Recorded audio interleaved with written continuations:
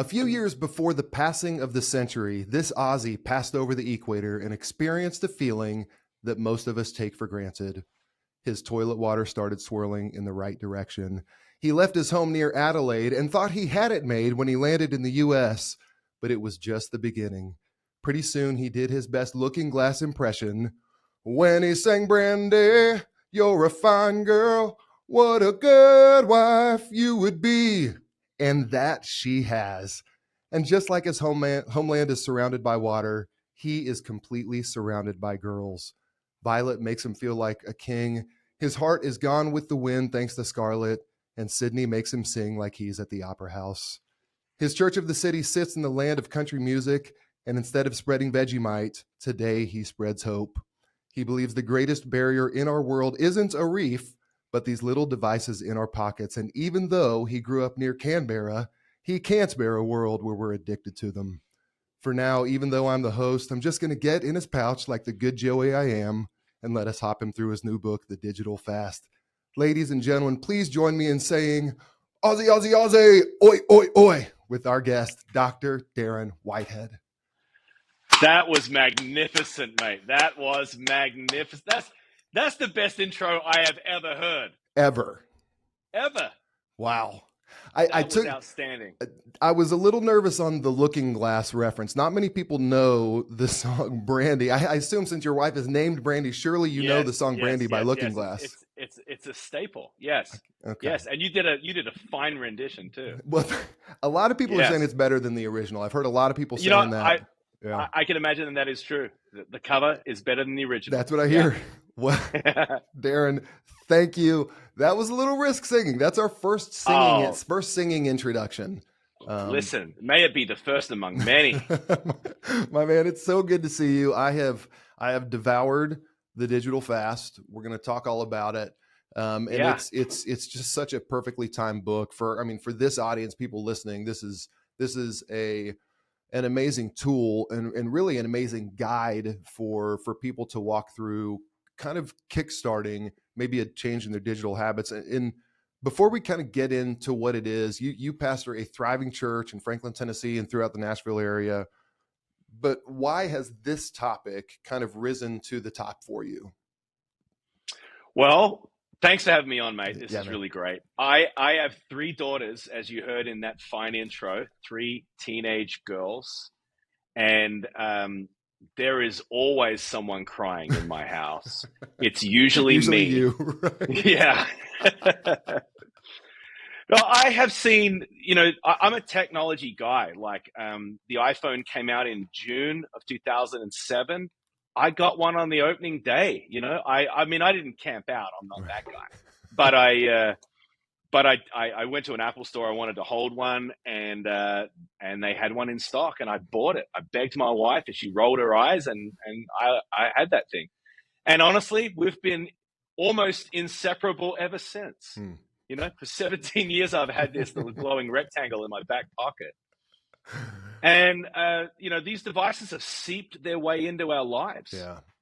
And they didn't start out being the overly obsessive distraction devices. They didn't start out that way. Yeah. There wasn't social media on the first iPhones or first smartphones. There wasn't these games. There wasn't, you weren't able to buy your groceries. You weren't there's so many things that it has evolved into. And I'm realizing I took each of my 3 girls out for a date several years ago. And I'm pretty close to my girls, and I feel like my dad game is pretty strong. And so I took each of them out to a one-on-one date. And I had this question that I was going to ask them. I was going to ask them, what's daddy doing well that he needs to keep doing and do more of? And what's daddy doing poorly that he should stop doing or do less of, Yeah. And all of them had different positive things to say to me. And all 3 dates, all 3 girls said the same negative thing to me. I wish you weren't on your phone so much. And it was dagger. It was a dagger in my heart, mate. I was just like, people tell me that the childhood years are fleeting. and they evaporate before your eyes. And my eldest daughter is 17, and I've got about a year before she goes to college, and I'm now starting to talk backwards, like we have this amount of time left. Ugh. And I realize how much have I given up because I've been, looking at utterly wasteful, doom scrolling cat videos. You know what I mean? Like just dumb stuff, Right. And I'm missing what I treasure the most. So there was that. I was thinking about the impact on the next generation, on teenagers. I was feeling it myself. I'm a pastor, and I started thinking about the impact of on people's spiritual lives. If their heads are just filled with clutter all the time, if they're pulling up at the lights and they reach for their phone and they start scrolling videos on Instagram, like what is that doing even to their ability to pray or to hear from God? Yeah. So we decided that we were going to try doing something as an entire church, and I'd never heard of a church do this before. But Jonathan Haidt, whom I know you're very familiar with, he talks about the fact that this is what is known as a collective action problem. We all know that these devices, we all know that this obsession with social media is having a detrimental impact on our mental health. And yet we are, as a society, we're continuing to take collective action in harmful ways because we don't want to be left out. You don't want to get off Instagram. You're not going to know your friend's birthday or what they're doing or all the parties that you didn't get invited to. So, we don't want to get off because of fear of missing out, FOMO. Yeah. And I started to think, a way that we could address this is if we did some collective action community-wide. So if we called lots of people to step back from their devices for a season, it would be easier than if you're just doing it by yourself. Right. When I ask people, have you ever done a digital detox? Have you ever done a digital fast before? They say, almost everyone says the same thing. No, but I should. That's so true. But people don't get around to it unless you're a part of a community of some sort that says, hey, why don't we all do it? Yeah. If not now, then when, right? So let's do it now. And so the book came out of an experiment that we did, first of all, as a church. Yeah. And what we learned by doing it. And then lots of other churches, a lot of my pastor buddies were reaching out and saying, how do you do this? And could you give us some guidance? So the book was a response to people asking. And this is a really interesting thing that I didn't read in the book. And as I've heard you talk about it, I've not heard you talk about it. You're not even getting down to the, you're not talking like, hey, let's go stop porn addictions or, the things that like the real like nefarious stuff, or it's not, this isn't I'm going to assume that you're against human trafficking, but this isn't you saying, hey, let's strong go assumption. Stop. Yeah. It's a pretty decent, right. But let's go stop, human trafficking that's happening on the dark web. It's not like all the stuff that's happening in technology. You're just going to the very surface level, like the deep relationship that we have with this device. And let's just begin there. We can't do anything else till we start with that, right? That's right. Yeah, I want to go upstream even from that. I want to look at the fact that these devices have become almost connected to our bodies at all times, like an appendage. Yeah. And of total distraction. And so what is the impact of these devices carrying them around with us all the time? So many of us, whenever we have an unpleasant feeling, so you feel anxious, you feel afraid, you regret something, you feel embarrassed because of something you said, or you feel ashamed, right? None of us like these feelings. So what do? We immediately grab our phone and open it and start distracting ourselves, and we soothe ourselves we don't want to think about these things anymore, right? Yeah. And what tends to happen in society is now, instead of these feelings playing themselves out in real time, instead of you feeling that and then processing that and then dealing with that and then working through that, so then that feeling sort of works its way through your body. Instead, you stuff it. Yeah.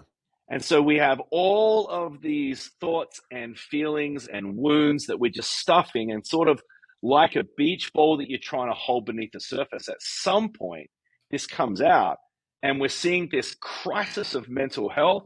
We're seeing a rise of panic attacks, and we're seeing a rise of depression and people cutting themselves and suicide. And I think so much of this is connected to the fact that we are numbing ourselves through life and not feeling anything. And the unintended consequences of having a device in your hand all the time is wreaking havoc on us. I mean, it's got to be, again, we talk about this a bunch, but I do believe, and you look back on like the old cigarette commercials or the posters, it was like a doctor smoking a cigarette. And so but That's now right. it's laughable, right? We look at it like, oh, that would, Right. that's not even, it almost seems like it's, from a fictional story. But I believe we are going to look back and say, I can't believe that we used to do that. I can't believe we used to have them with us all the time. I can't believe we would, at the dinner table, how laughable is that? And we even joke about there will be the screens or non-screen section, like the smoking versus non-smoking sections in restaurants. Right. So I do think that because, and I'd love to hear you talk about this, because when it comes to the younger generation, teenagers now, I actually believe, again, they're the first experiment. Unfortunately, they've grown up Right. with parents who have had phones, but you've mentioned a lot of them in your church doing this. You would think that would be the group that pushes back most. Tell me a little bit about the response you've heard from people who are teenagers who have gone through the digital fast. It's honestly, it's been surprising to me, Joey, how positive the response has been from teenagers. Now, I will tell you that 3 years ago, I started talking about the harmful natures of social media publicly, right? And I sort of called out TikTok, and I just said, like, TikTok is like crack for these 13-year-olds. This is insane that you would do this. Yeah. It is,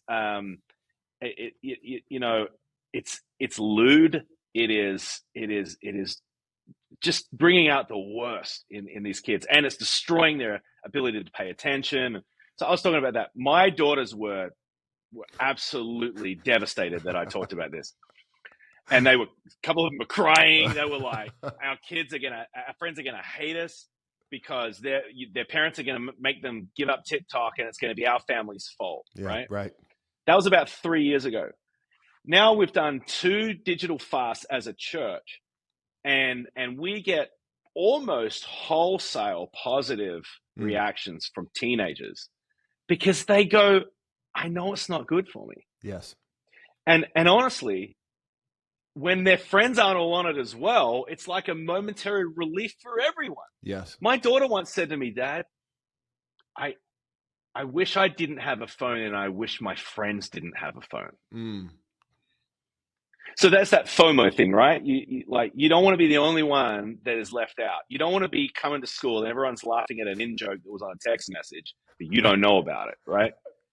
So, but what they want is they're wishing for 1995, basically. Yeah, that's where right. They didn't have that, and so this is something that they're longing for. Yeah.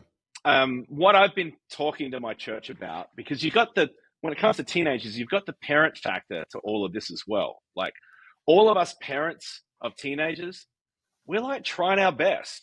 Yeah.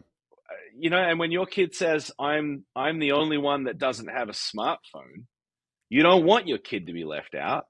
And so you're kind of like, all right, so then what do? You go to the junk drawer in your kitchen and you pull out an old iPhone, and then you fire it up and you give it to your kid, and that's what most of us did. And that's what I did. Yes. And what I'm trying to educate our parents is, first of all, I want you to have a ton of grace. There wasn't research. Like no one knew the impact of these devices. And the way, as I said earlier, the way that these devices began and then what they've evolved into as different apps and things have been developed, it's really changed. Yeah. And so these things have seeped their way into our lives. That with new updates and new apps and all of that sort of thing, the whole dynamic changes. And so, parents, give yourself grace. Yeah. But there is research now, and Jonathan Haidt talks about the fact that if people would rally around these similar norms, and they're really specific, The first being no smartphones before high school, which is 14. If you're going to give your kid a phone, and that makes sense, get them a flip phone, get them a light phone, get them something else, Gab phone. Next one is no social media before 16.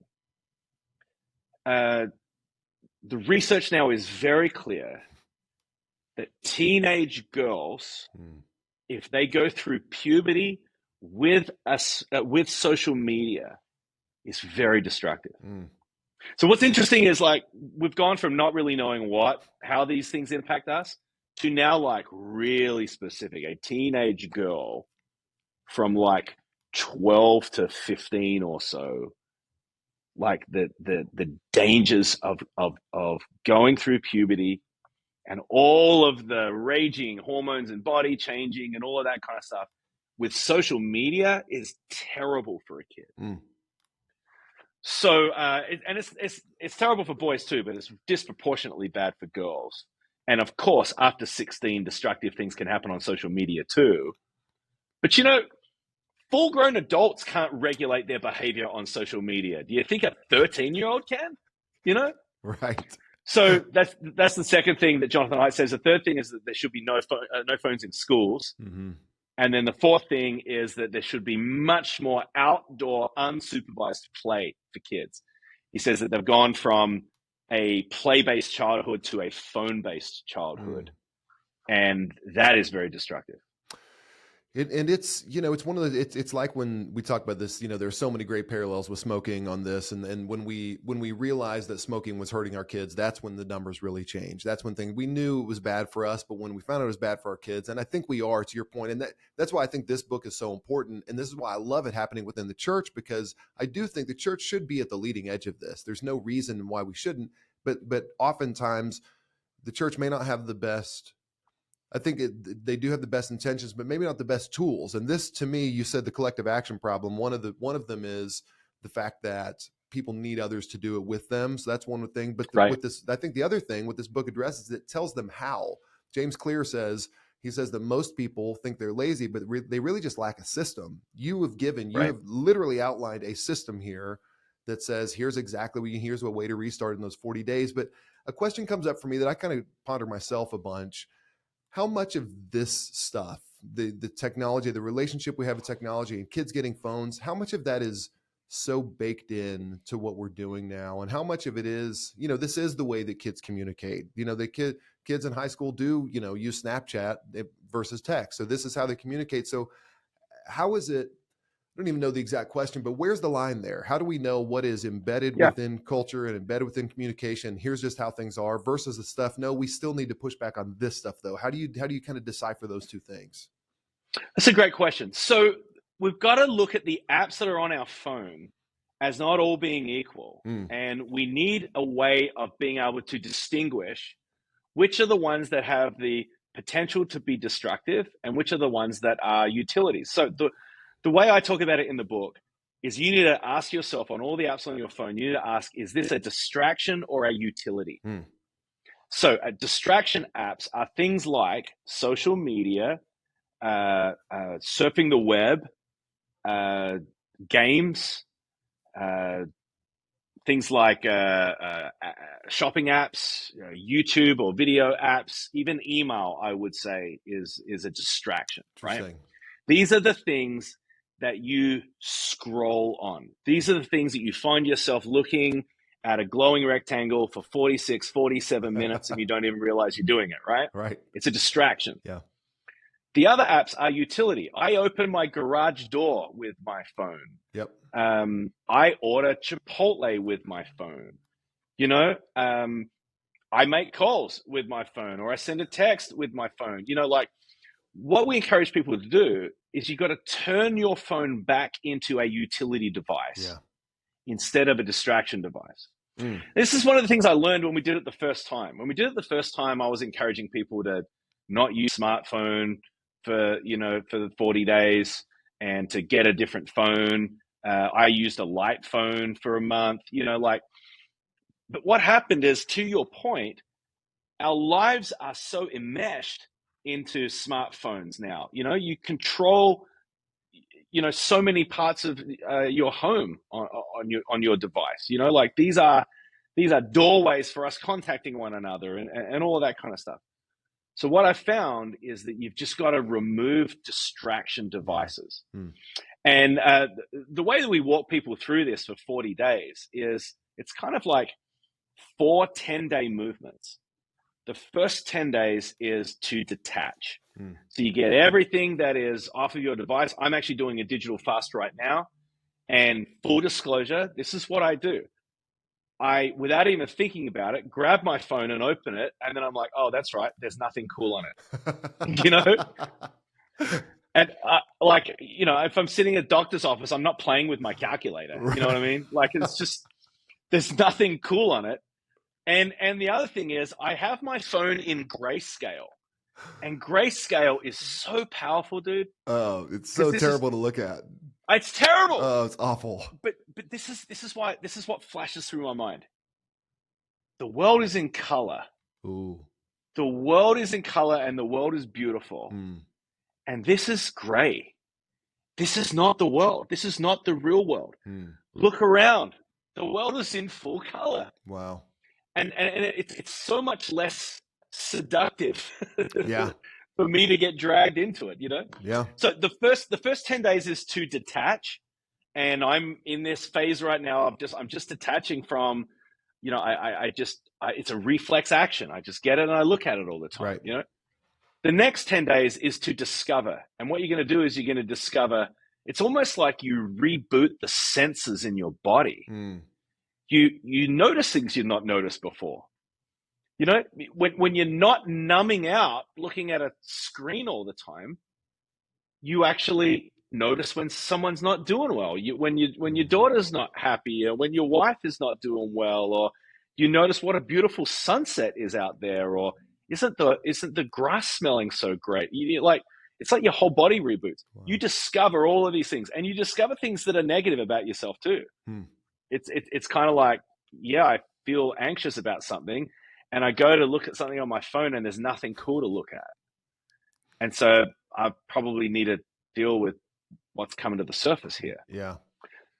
So second 10 days is discover. The third movement is to delight.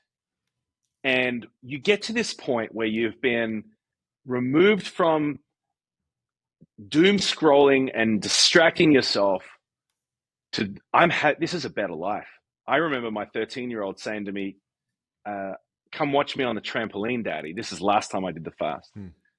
And I walked outside, and the sun was almost setting, and I was barefoot, and I could feel the grass under my feet, and I could smell the air, and my daughter was giggling and squealing and saying, "Watch me, Daddy." And I didn't have a phone to take a picture. I had this conscious thought, Joey, this is a better life. It's delightful. The final 10 days is to determine, and this is the idea of like, what do I want life to be like as I come out of these 40 days? And how is it going to be different? And one of the things for me is I simply took social media off my phone permanently. And I don't feel FOMO at all. I feel, as I told my church recently, JOMO. Yeah. It's the joy of missing out. It's a better life. I don't feel I miss some people's birthdays, and occasionally I miss the family photograph where everyone's wearing, matching white shirts on the beach. Like I miss that. And that's okay. That's okay. It's what strikes me about that trampoline story is how available those moments are for us on a daily basis. Some version of that. This magical moment you just described was a mundane moment. It's right. It's just a moment that all of us have passed over 1,000 times before. No, oh, come watch me, Daddy. I'm doing this. It could be important. Again, I think to our kids, whether it's the most important email in the world or we're watching cat videos, it doesn't matter to them. I don't think they just view it as that thing. That thing is in the way of me connecting with Daddy. But that whole scene you described, that is available to us, some version of that every single day, whether it's with ourselves exploring a feeling or our kids or our spouse. It's just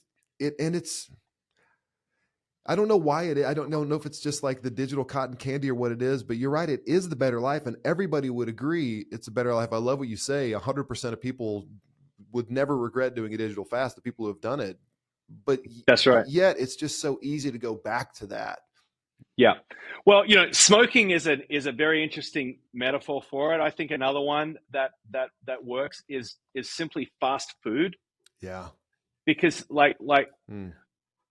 social media, digital devices, being distracted, you're attracted to it. Yeah. And it temporarily eases a sense of discomfort. But then afterwards, you feel sick, right, or you feel ashamed. You just kind of like, what is wrong with me? I ate a plate of fries. Like I want to go take a nap now. Well, I'm such a loser. You know what I mean? So true. And so many of us are looking to our phones for relief, but instead we get regret. You after 47 minutes of scrolling videos, you kind of lift your head up and you're like, gosh, what am I doing with my life? You ever been on an airplane and you're kind of watching someone who's between the seats and you can see that they're doom scrolling, and you just can't help but judge them. You're like, what are you looking at, bro? Except that I've done it a ton of times too. I probably had someone behind me judging me, It's so right. I want to go back just for a second. You say something, I think this is one of the most insightful comments I've heard when it comes to phones, is you talk about how our phones tempt us to believe we can be like God. This is one, you told me this when we were together a month or so ago, and then it's in your book as well. And it's so powerful. Will you walk us through that? Yeah. So in the Bible, it begins with the Garden of Eden, and in Genesis 2, so the first book of the Bible is Genesis 2 and 3, there is this very consequential moment known as the fall. In Christianity is known as the fall. And this is where Adam and Eve, first of all, Eve is tempted, and this is the forbidden fruit, right? Some of you are familiar with this story. And the temptation that was presented to Eve is that you can be like God. And if you want to look at the characteristics of God, it's sort of three main things. God is omniscient, that is, he's all-knowing. He's omnipresent, or which means that he's everywhere. He's omnipotent, which is all-powerful. So he's all-knowing, he's all-present, and all-powerful. What I think that these devices do is they augment the human experience in those three ways. So they give us an ability to have more information than our brains can process. We are spilling out with useless facts. And social media has us knowing about what all kinds of people are doing. This person is vacationing in Rome, and this person had a baby, and it's coming at you, right? It used to be, throughout all human history, the relationships that you had to maintain are the people you lived with, either your immediate family or the village that you were in. Like that was the relationships that you had the capacity to maintain.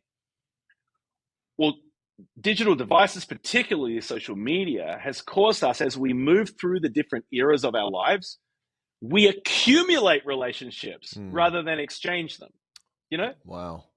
And so you just keep growing and growing and growing, and you feel bad because you didn't say happy birthday to someone, or someone got married, or their dad died, and you didn't reach out, and you're kind of like, but how can I keep up with 850 people or to some 40,000 people? Like, how do you do this? We don't have the capacity to be able to do that. So we become all knowing, or we have this desire to be all knowing. The second thing is omnipresence, right? My brother lives in Australia. I can take a photograph right now, text it to him, and he'll get it immediately. It's like location has never been more irrelevant. Even now, you and I are talking, we're looking at each other, and we're not in the same city. So, once again, we have this ability to almost be all present. I can watch security cameras from anywhere on my phone. I can peer in and see things, right? Finally, omnipotence. To be omnipotent is to have be all powerful. And these devices give us power. As Andy Crouch says, these things give us magic, an ability to do magic. So we can control devices. We can buy groceries. We can buy a flat panel TV and it arrives tomorrow morning.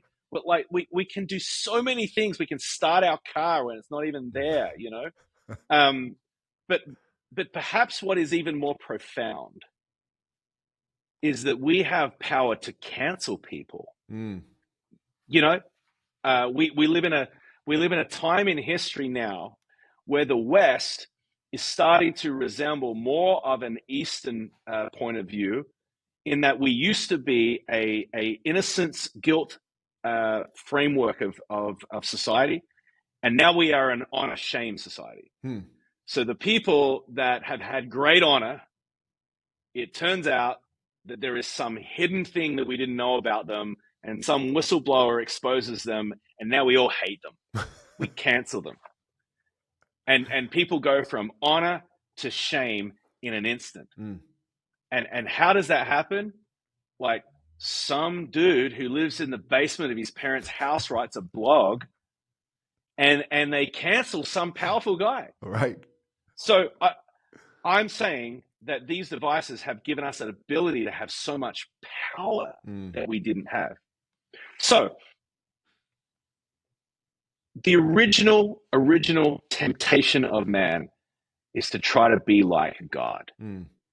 And these devices tempt us to do that. And guess what? When you try to be like God and you're not God, it's exhausting. It's exhausting having all this information. It's exhausting hearing so many sad stories. It's exhausting to try to be God when you're not God.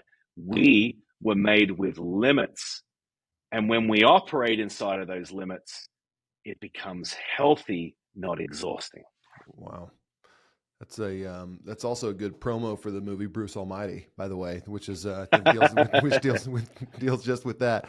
Okay, so as people are going into this, will you give us a couple? I want to leave enough for people to read the book, because it is well worth a read. It's so good, especially, again, I know we have a bunch of pastors who listen to the show.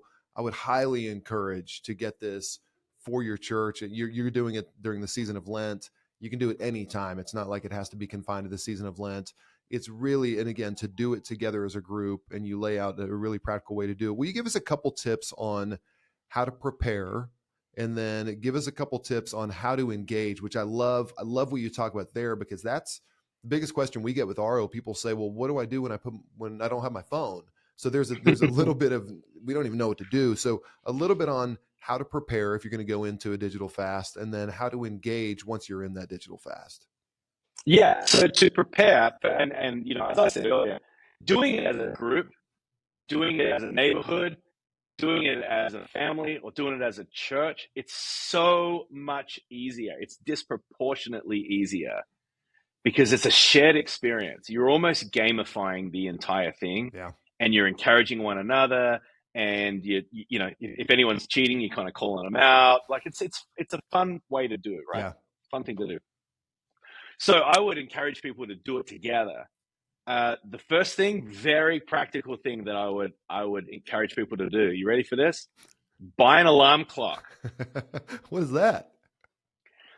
Well, most people have the phone by their bed. Right. And if you ask them why, they say, I use it as an alarm clock. And I'm like, gosh, that's a very difficult problem to solve.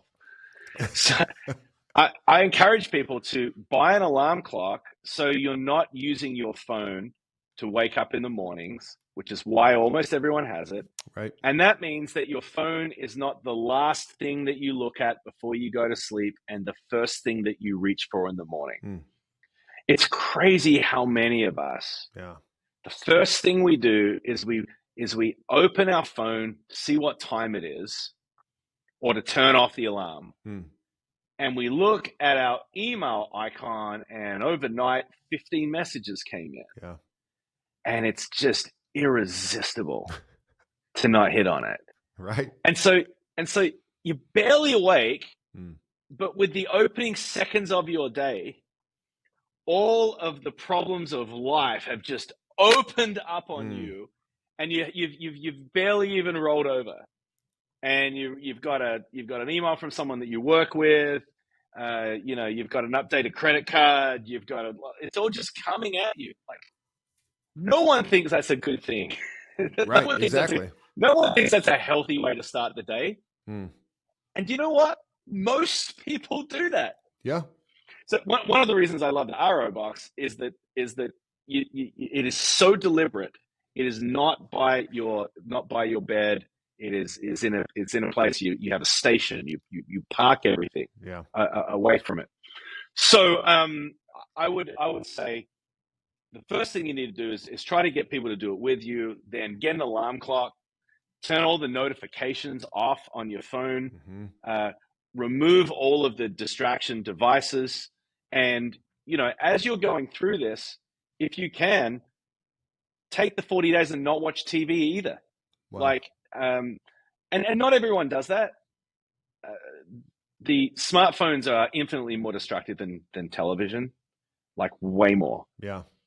But the more you limit screens, the more profound this experience is going to be.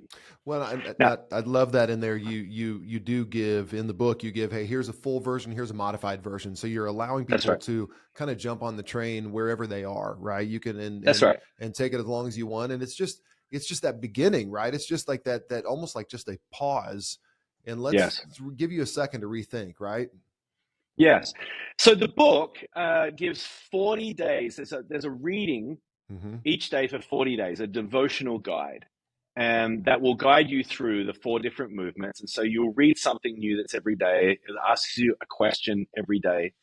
And then there's just a bunch of guidance of some different things that you could reimagine doing. Like I said, it's like a reboot for your senses. Yeah.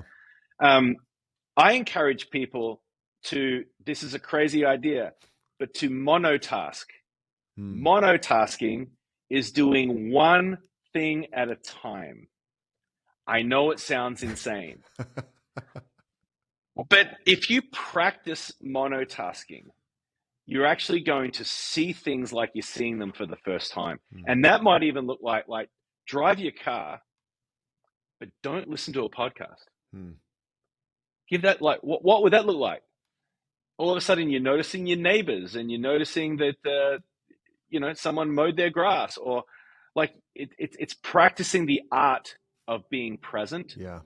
And we are so obsessed with productivity that monotasking, that multitasking, which is not really a thing. Multitasking is actually it's switching tasking. This is your brain switching, because you can really only do one thing at a time. You're just concentrating on that. But to actually practice monotasking, going for a walk and reading a book, like a real book that's that's pages, right.